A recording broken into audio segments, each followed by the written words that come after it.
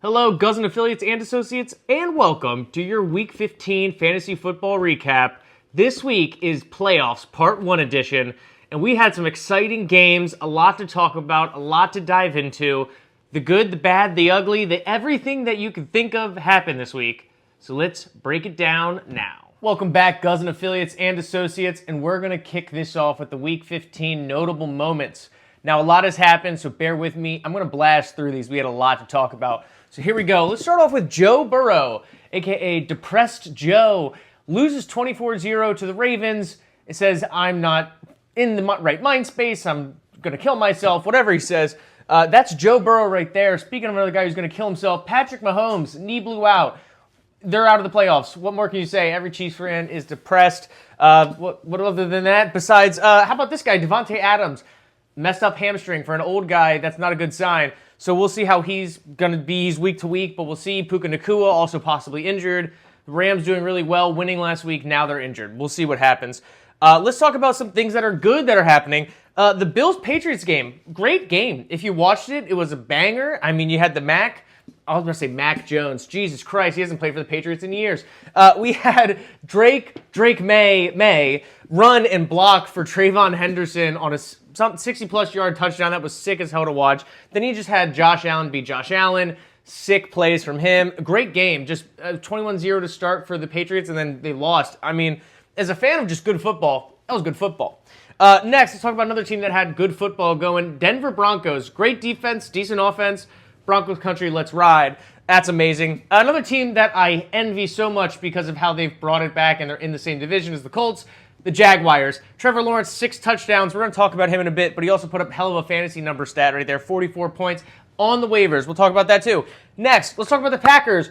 Great performance, big win. A lot of injuries. So how their playoffs look, it looks sketchy now. You have Micah Parsons down, you have Christian Watson down, you got other guys down. I mean, this whole team looks like it's devastated, and they're in the playoffs. I don't know what's happening. Really weird stuff. Talk about playoffs. We don't know who the hell is making it from the NFC South. Bucks were destroying. Now they're ass. Baker Mayfield, Browns curse, whatever it is. We'll see. Panthers also doing well, but also not. Who knows? 2 7-7 teams. Then you have the Falcons 5-9. Could they sneak in with Kirk Cousins, a.k.a. Kirk Cousins, a.k.a. the GOAT? Who knows? And the Saints are just the Saints. So that has been your fantasy football recap. I lie. That was your NFL recap. That was a lot. I kind of went over a lot. I'm having a stroke. Let me just toss in there while I'm at it. 31-0 Eagles. Good shutout. Not good enough. Who knows? Everyone's upset in Philly still. And that's it. All right. Let's get into your next segment. Guzzin affiliates and associates, welcome back. We're going to kick off the Week 15 Fantasy Football Recap. Now I'm telling the truth. Let's get right into this. Let's start off with the 2 playoff games at the top. We'll start with the first one. We got the first seed, CD's Nuts, versus the 4th seed. This is our Hadge. This is our team. We bleed blue. I still can't stop saying it. I love it, except for the Colts are possibly the first team to go 7-1 and not make the playoffs. Love that. Love being in history books. Let's start off with it.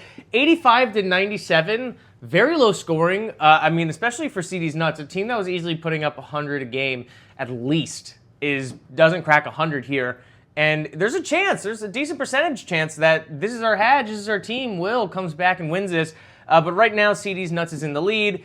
Decent performances. Like I said, the Bills did well. Josh Allen has a decent game. Saquon Barkley actually does something. Again, it was against the Raiders, but should be way more than 16 points. A bunch of mid, basically.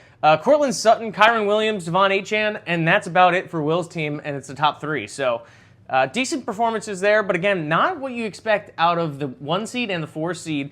2 playoff contenders right there. So, and they're not contending, they're fighting. There we go. Let's get into the next game.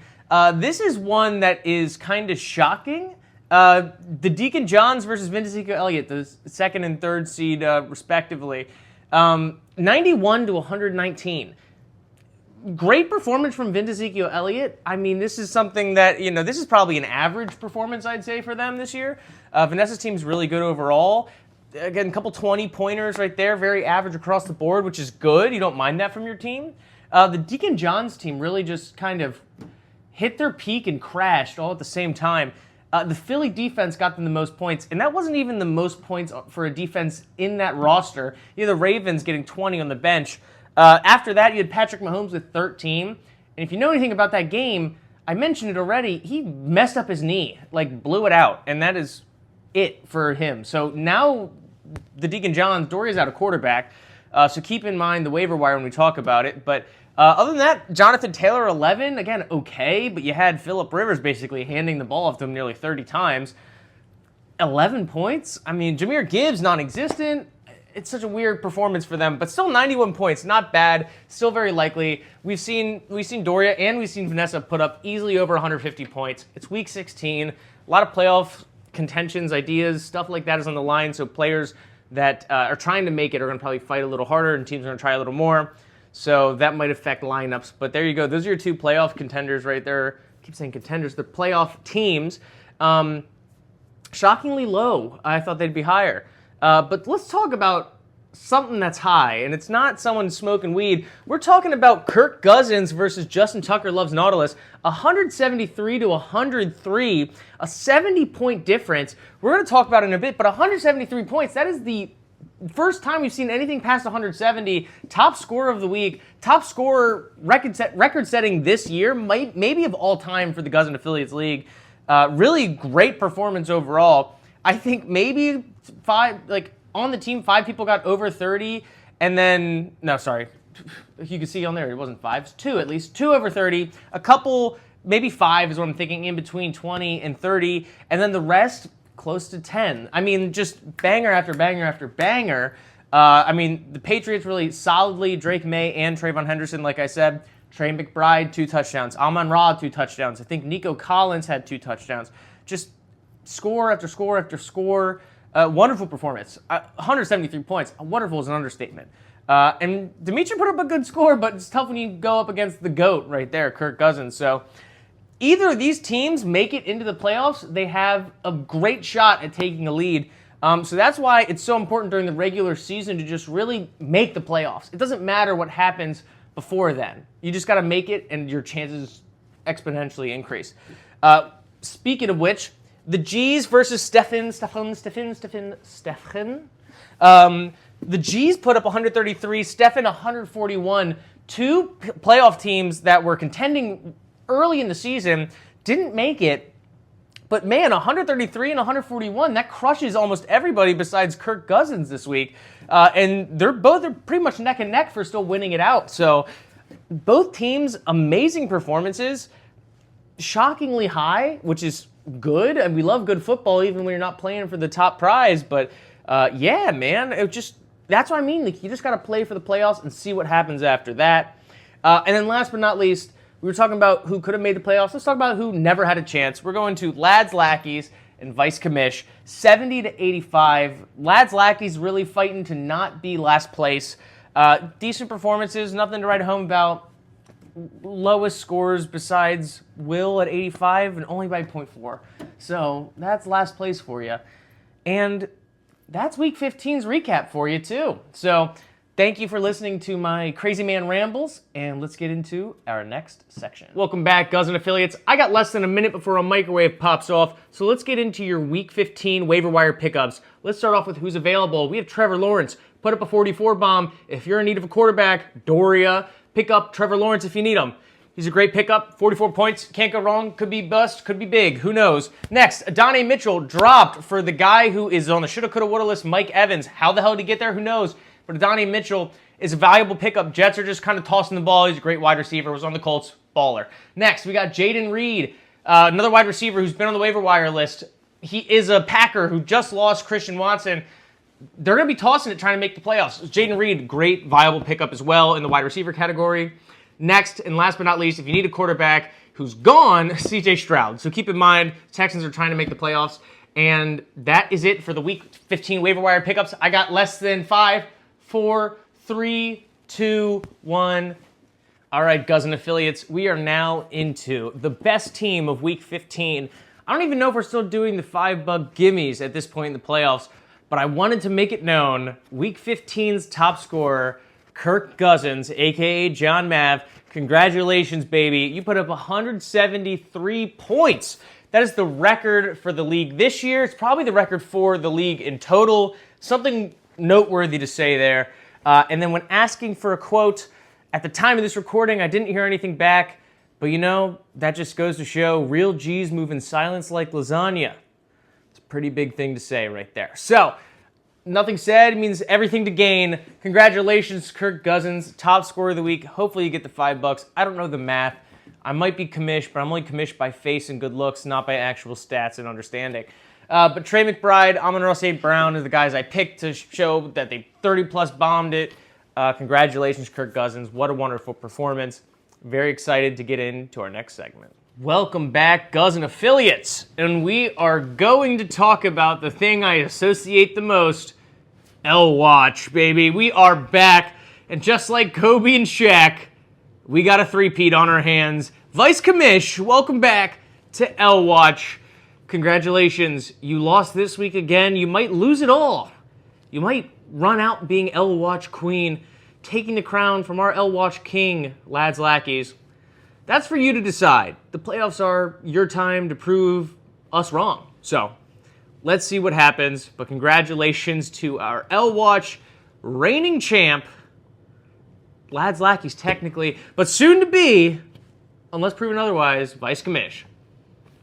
Next segment. Here we go.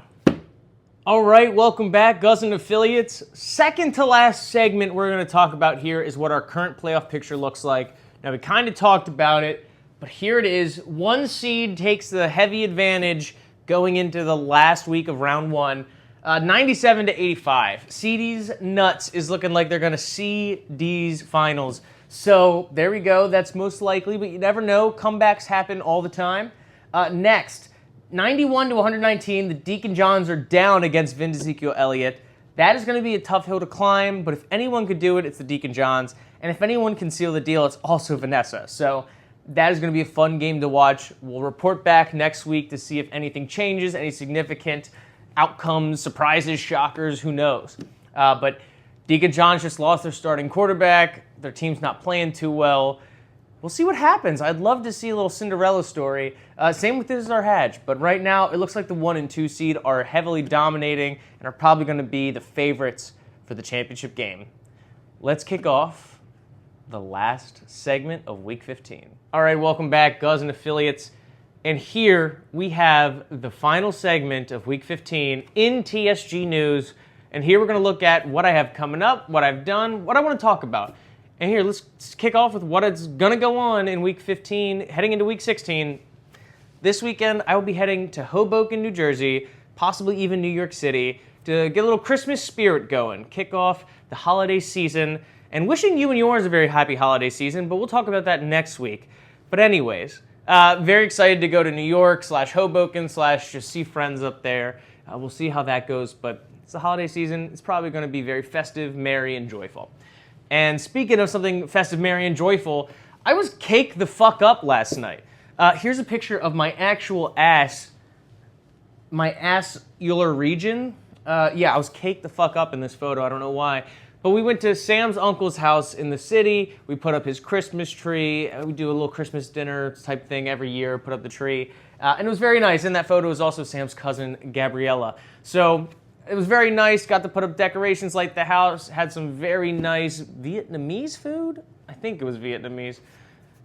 Long story there. But yes, it was very nice, very exciting. Got the Christmas spirit started early and going to go into it this weekend. Next week is Christmas, and then the week after is New Year's. So we got a lot coming up, a lot of playoff fantasy implications coming up. And man, I love getting these reports out to you guys. So thank you for joining me. I hope you all have a wonderful weekend. I hope you got all your presents for Christmas. And without further ado, my name is Michael the Sleek Rick Hajapanos. I'm wishing you a wonderful end of Week 15 and a beautiful start to Week 16. I hope you have a wonderful evening. Bye.